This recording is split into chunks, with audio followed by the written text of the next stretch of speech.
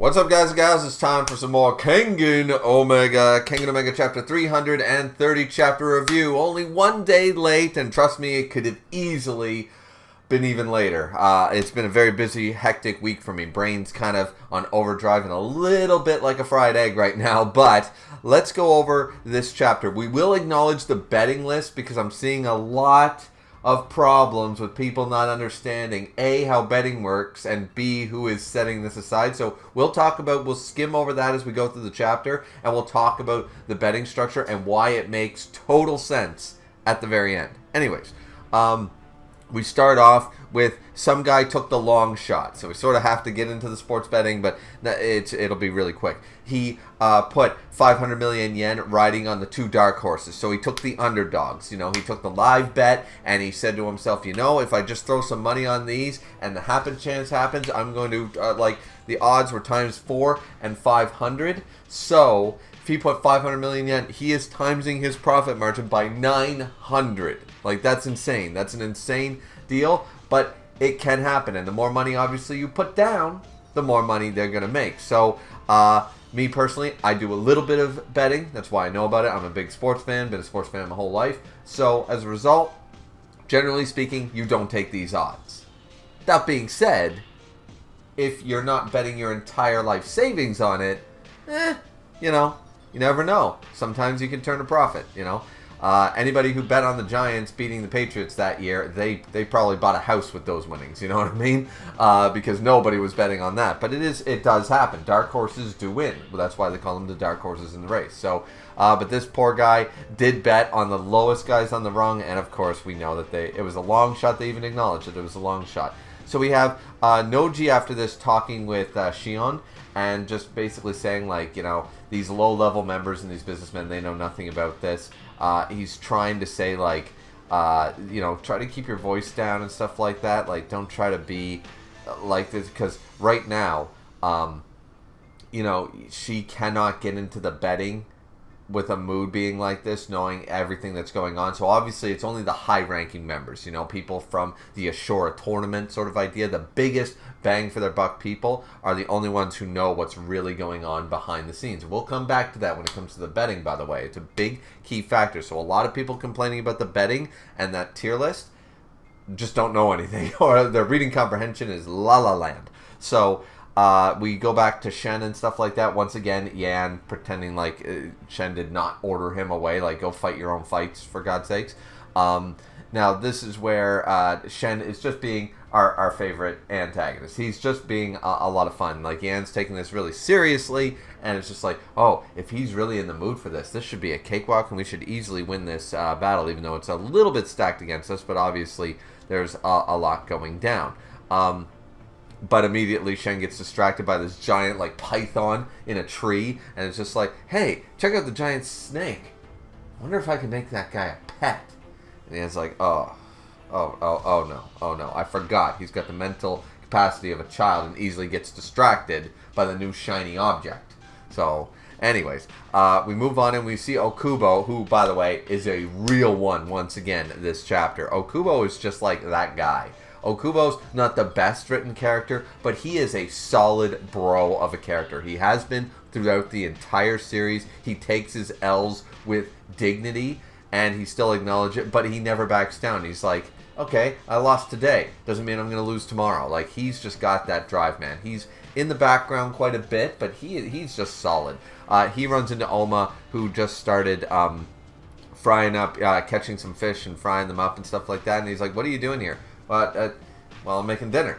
Dinner? This ain't no cafeteria. It's yeah, but I can't eat I can't fight on an empty stomach, which is funny because a lot of people weren't touching the food. The fighters, the nerves were hitting them. Now that we're underway with this stuff, it's almost okay, there's no way I can do this without food. So he immediately goes to go catch some fish and make some supper. It makes sense. It does make sense. It's fighters, especially these guys who eat mounds. It was something very realistic when we saw Agito and Roland training Koga. That was the least back then, after the Purgatory Tournament, that was the least realistic thing, is that they would give a shit or agree to train Koga, who they do not know. But Agito and Roland have these huge mounds of plates with all these eggs and proteins and carbs and stuff like that to keep up their form, their stuff, because they're burning so many calories. Oma here obviously is frying the fish and stuff like that and saying like, yeah, there's a river nearby, so Okubo's chilling with him and he's like, you're the one with the medal right now. Like, don't you think right now, like, we should have formulated a plan where, like, we all get together and, like, protect your ass and get you to the next area, like, safely? Like, shouldn't we have built a wall of fighters to protect you, sort of idea? And I was like, doing things that we've never done, like, it's probably going to end up haphazardly. It's not going to work out in our favor. In fact, it might even be detrimental. So, since I'm used to fighting solo, I don't do tag battles, I don't do tag team. This is what's best, you know what I mean? But good on OKUBO right here. He's not like, okay, I know we have the worm to defeat and stuff like that, but you know what I'm going to do? I want to win the whole thing. So, I'm going to weaken you and stuff like that. Like, no. Some characters are going to act like that. Most of the real ones are going to be like, no. Shen is the priority. We can always have Kengan matches later. Like, OKUBO acknowledges if he wants to fight Oma, he can do a Kengan match when this is all settled. At any time. If they want to have a go, they can have a go whenever they fucking feel like it. They have each other on speed dial. It's fine. So, OKUBO just here like, listen, like, we should probably think about this, you know what I mean? Now, OKUBO has some fish. It's like, this is really good, And by the way, we don't have time for this. Like, what are you doing? And then he's trying to show him how to use the Apple Watch, and Oma's basically like a boomer. To be fair to Oma is very... It's only because he was living with the Cure clan that he's gotten more... It's seemingly matured, or I don't want to use the word wise, but he's a little more familiar with social cues and stuff like that. But you got to remember, inside Oma was more of a savage. He only learned the basis of, at the baseline of politeness from Nico and stuff like that. When we first met him, he was like this. So the fact that he doesn't know how to use like an Apple Watch makes total sense to me. When would he have ever, like, Oma probably does not know how to send an email. That would not shock me. That is totally in character. This makes a lot of sense. And the fact that almost like, listen, I got a lot on my mind right now, like trying to beat the, like, Goku right now. And I'm a regular human being. I don't know if, like, right now, if learning how to use a computer is the best use of my time. So, there's a little bit of a back and forth there. It's quite funny. We get the odds of winning, which, once again, we will acknowledge all of this at the end of the video. We'll go back to this list. Because this list actually makes a lot of sense, especially some that people are like, why is Ryan and why is Mikazuchi Ri so low for their respective strength? We will 100% get to that, because you got to remember one thing. These are Kengan members or Kengan associates who would have some insider knowledge, a lot of that sort of idea about the fighters. They would have a general idea of their records of their fighters and what has gone down up to this point in the Kengan Association and or Purgatory. So, we'll get to that.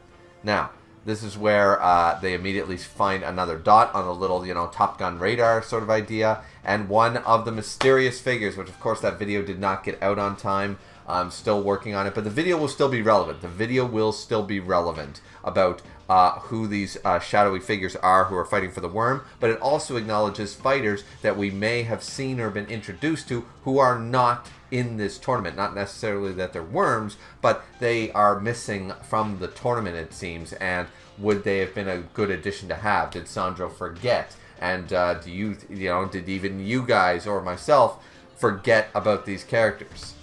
So the video will still be relevant, even though it's going to come out later than expected. Now, this is where this guy shows up. He acknowledges that we can't really launch a sneak attack, which, once again, is the biggest thing for me. Mutaba agreed to be here. Mutaba, of all people, agreed to be here, where the guerrilla warfare tactics will definitely assist him, but if his location is constantly pinged, it definitely is detrimental to sneak attacks, like being acknowledged here by number 6 over here. And he finds out that it's Tokita Oma, and he's like, today's my lucky day. He's got the worm tattoo and stuff like that.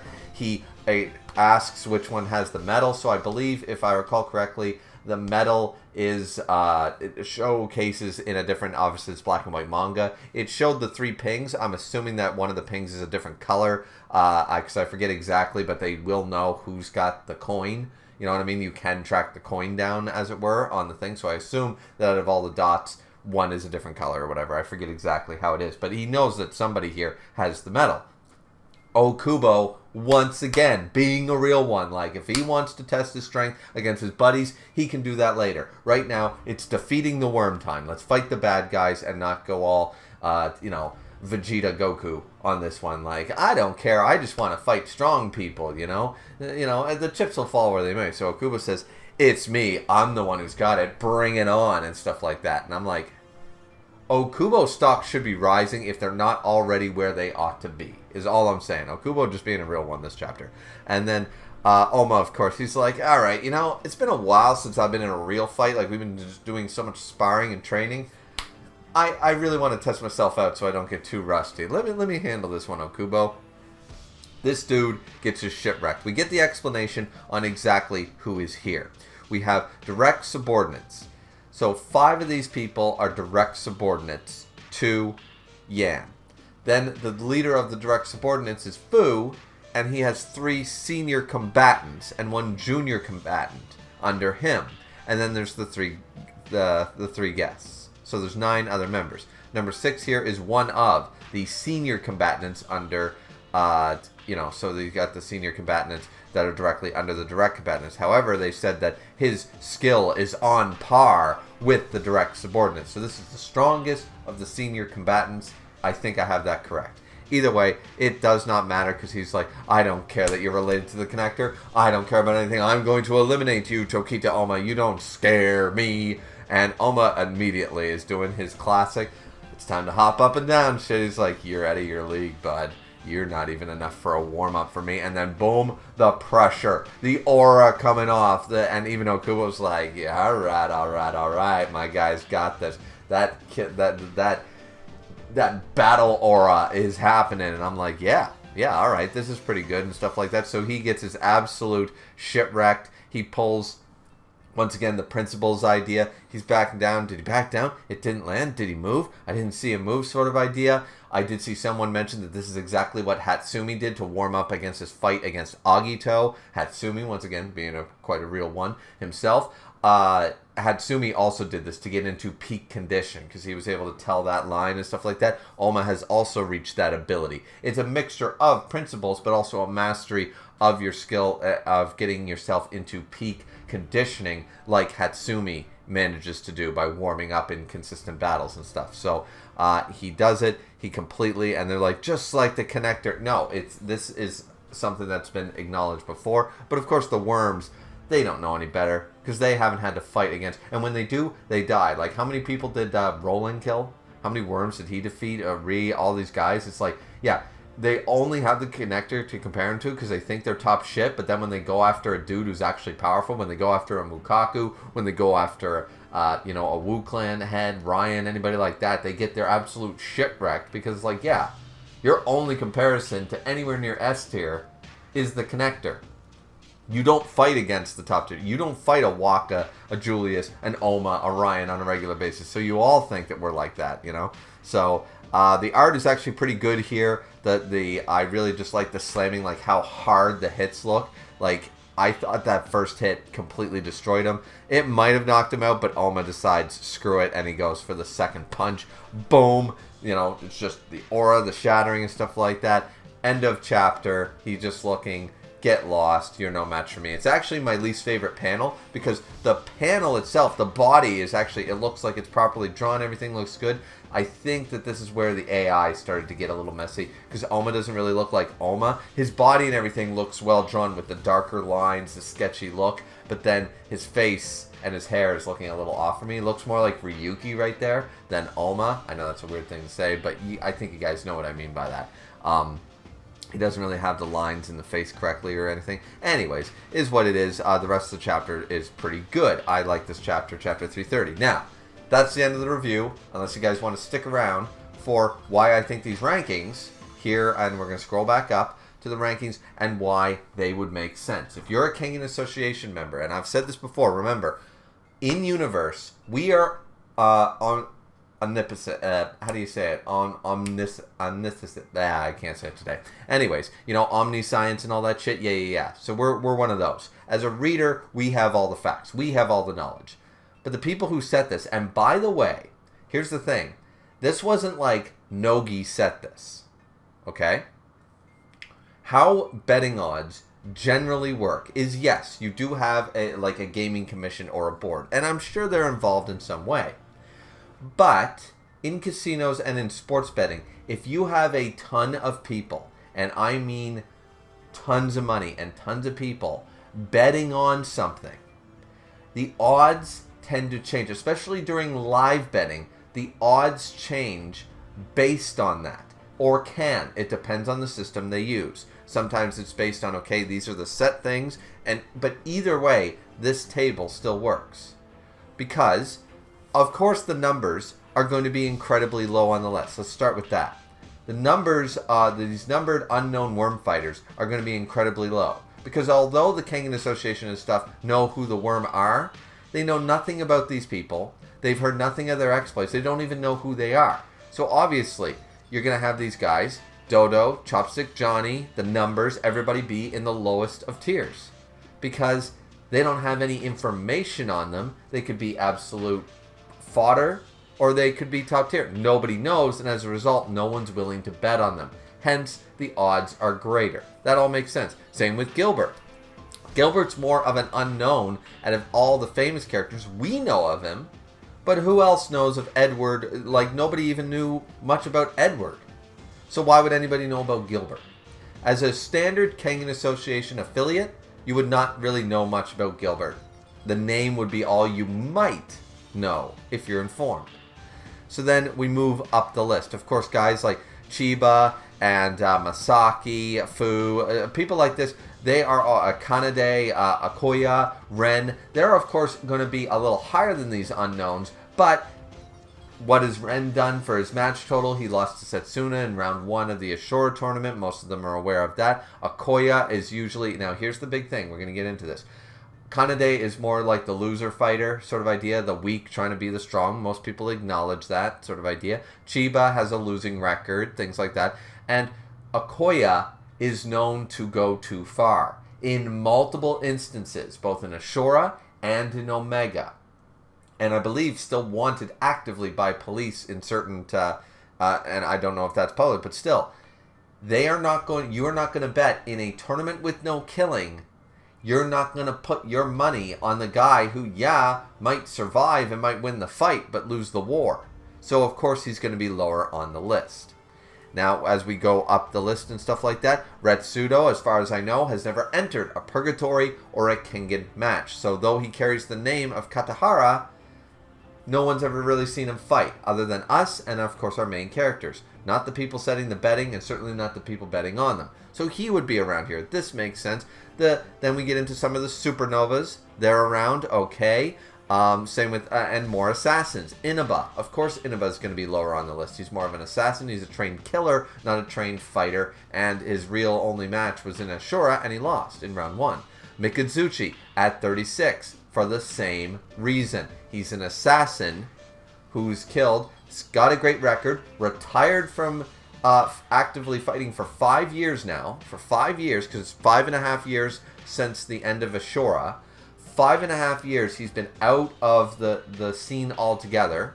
Most people, if I'm sitting back, I'm like, okay, so you're bringing back a retired fighter who I don't know what he's been up to for the last 5 years. And he specialized in killing in a non-killing tournament. He's going to be a little lower on the list. We can keep going through every name, but I think you guys know where I'm coming from with most of these.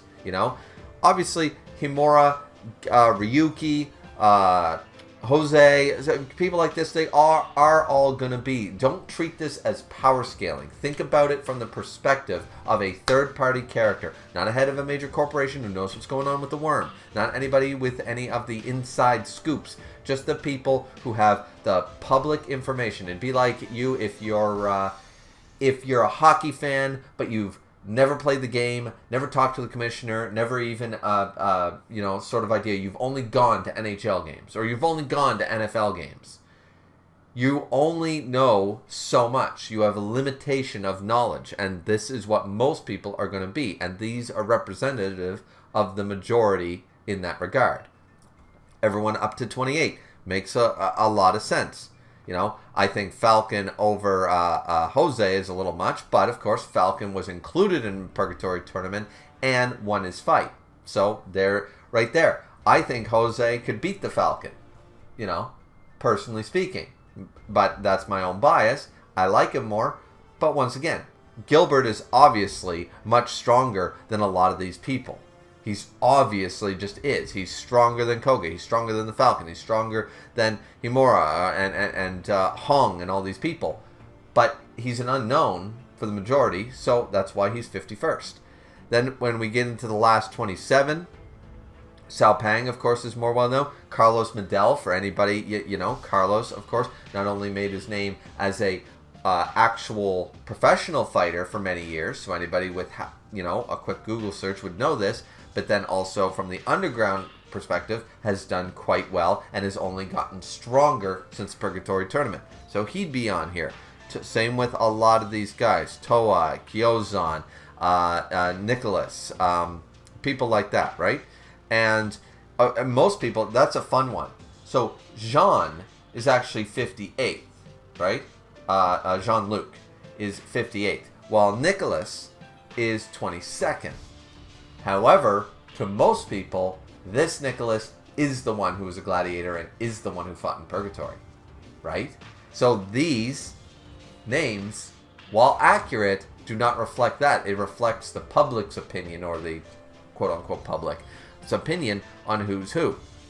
You know, so we're seeing some of the popular names. Once again, Ryan is lower, like Mutaba. Mutaba and Ryan are lower because they're more specialized in killing, and ever since Ryan gave up a huge win by killing Alan Wu, for example, as well, in the tournament, in the Purgatory Tournament, which was his last official match that anybody knows, are you really going to bet on the wild card that is Ryan, right?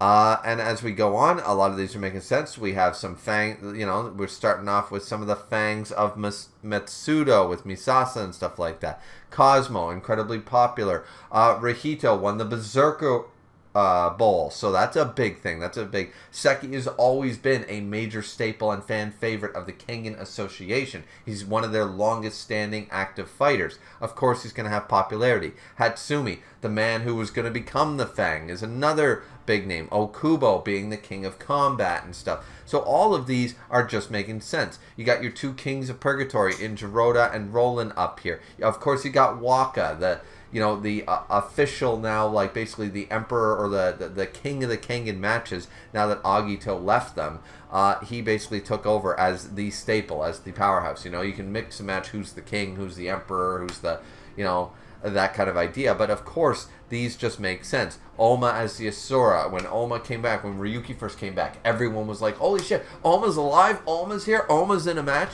Everyone knows Oma as the guy who made it to the fight with Kuroki Gensai, right?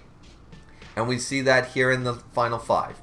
Oma's up there at number 5. Kuroki Gensai at number 4, below Agito and Gao Lang, even though Kuroki won the Kengan Association tournament. The reason being here is, once again, Kuroki fought in that one tournament over 5 years ago and is also old and is now gone. Is gone from the tournament, like the tournament life.